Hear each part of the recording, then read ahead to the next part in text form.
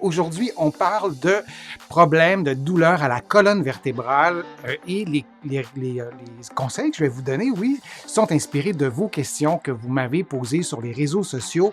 Vous pouvez trouver plusieurs des conseils, des exercices que je vous donne aujourd'hui dans mon livre 99 façons de soulager les douleurs au dos et au cou. Et vous vous souvenez que ces conseils et ces exercices ne remplacent pas les recommandations d'un professionnel de la santé. Alors, si je vous montre un disque intervertébral, ça ressemble à ceci. Alors, ce qui est en bleu, c'est le disque. On a, pardon, c'est le gel qui est à l'intérieur du disque. Ce qui est en bleu pâle, c'est l'anneau fibreux. Et en jaune, on a la moelle épinière, les racines nerveuses et les nerfs. Et on a, vous l'avez deviné, la vertèbre qui est là. Et là, on a isolé une seule vertèbre.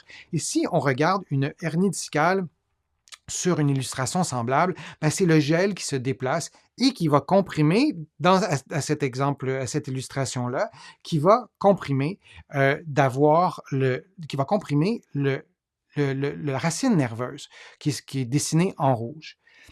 Et là, et là, je vous montre juste cette image-là pour l'instant et vous devez vraiment vous souvenir qu'une hernie discale, c'est pas uniquement ce que vous voyez là à l'écran.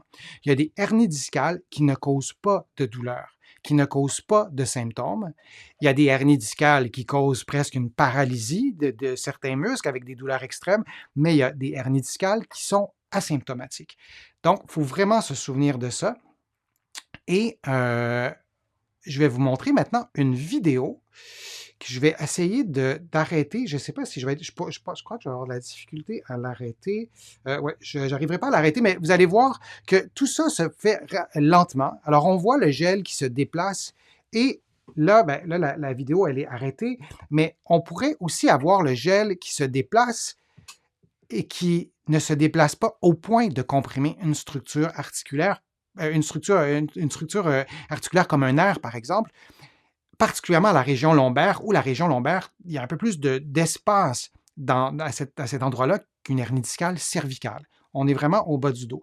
Donc, on peut avoir une imagerie médicale ou un test d'imagerie médicale qui confirme qu'il y a vraiment une hernie discale. Et parfois, on ne peut pas être certain que la hernie discale est symptomatique. Et on le voit vraiment très souvent cliniquement. Parfois, on voit des hernies discales, on se dit, mon Dieu, la personne doit avoir de la difficulté à bouger et la personne vit assez normalement. Parfois, c'est l'inverse. Donc, comment on fait si on a mal au dos? Comment on fait pour savoir que c'est à cause de la hernie? Et si on a une hernie et on a mal au dos et c'est un autre problème, comment on fait pour être sûr qu'on traite le bon problème? C'est vraiment un enjeu important.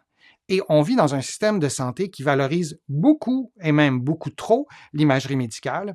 Et si on voit une hernie discale dans un rapport, on se dit, ça y est, c'est ça qui explique ma douleur, et on démissionne. Collectivement, on démissionne dans la recherche dans l'explication de ce qui cause la douleur. D'abord, vous-même, chez vous, à la maison, en lisant votre rapport, c'est difficile pour vous de savoir si ça a un lien avec votre hernie discale ou pas. Mais les douleurs qui sont causées, par exemple, par une hernie discale, on peut pas les résumer, mais on peut évoquer les douleurs de type sciatique. Les douleurs, ça vous dit peut-être quelque chose, vous en avez peut-être déjà eu, vous en avez peut-être en ce moment une douleur qui irradie de la fesse jusqu'à la cuisse, jusqu'au pied, à l'orteil. Des douleurs de type sciatique, ça peut être provoqué par une hernie discale. C'est d'ailleurs la cause la plus fréquente de sciatique, un problème d'origine discale. Mais on a aussi des sténoses spinales qui sont d'autres types de problèmes, d'anomalies au niveau du dos, qui n'ont rien à voir avec la hernie discale, d'une certaine façon, et qui peuvent causer de la douleur et le traitement est différent. Donc, à la maison, soi-même, en ayant son rapport, c'est difficile de faire la différence entre les deux.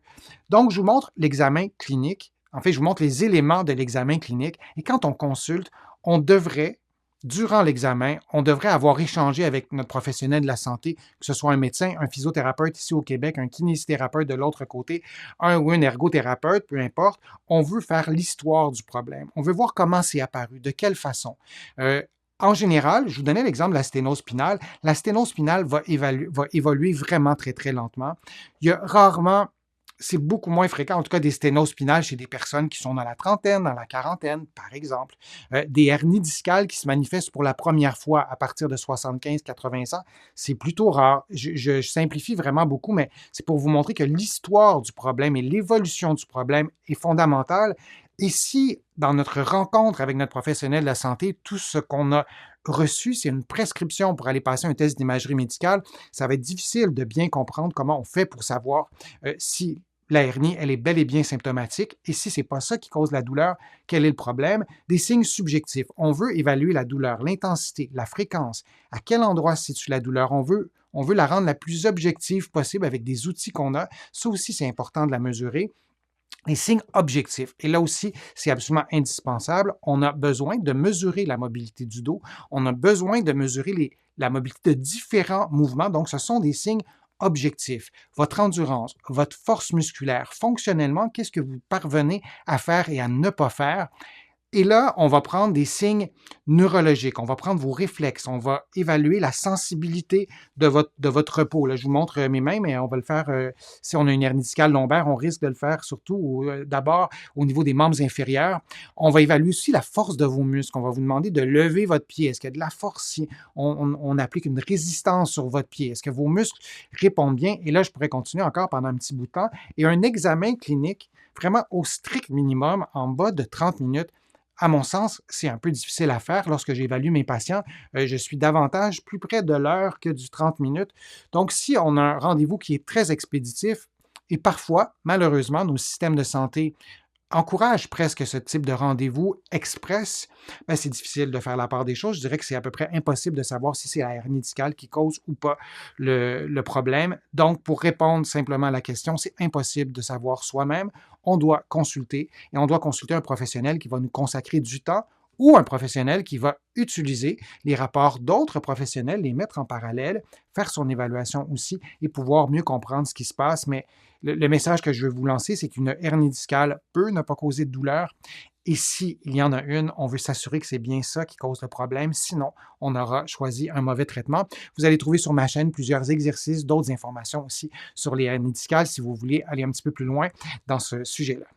Je vous remercie d'avoir été là. J'espère que les conseils ou les exercices ou les suggestions d'exercices vous ont été utiles. Si vous avez envie de me poser des questions, vous pouvez le faire sur le fil de discussion. Je lis toutes les questions. Je réponds à quelques-unes des questions et sinon, j'essaie d'y répondre dans des vidéos comme j'ai fait aujourd'hui. Je vous invite aussi à faire une contribution. Vous le savez, sans vos contributions, je ne parviendrai pas à vous produire autant de contenu et ça me fait plaisir de le faire. Vous pouvez faire une contribution directement sur YouTube en cliquant sur le petit cœur j'aime. Vous pouvez aussi le faire sur mon site web, le www.denisfortier.ca. Vous allez voir, c'est simple, vous cliquez sur contribution et vous allez pouvoir aussi sur mon site web vous abonner à l'infolettre. Vous allez trouver aussi beaucoup d'informations dans mes livres que vous allez trouver au Québec, mais aussi de l'autre côté de l'Atlantique, notamment mon livre qui s'intitule « 99 façons de soulager les douleurs au dos et au cou ». Et vous allez trouver aussi les autres de mes livres aussi avec d'autres renseignements, d'autres conseils. Et je vous invite à me faire part de vos lectures. Ça me fait toujours plaisir de recevoir vos commentaires. Alors, je vous dis à une prochaine fois et à un prochain direct, à une prochaine vidéo. À bientôt.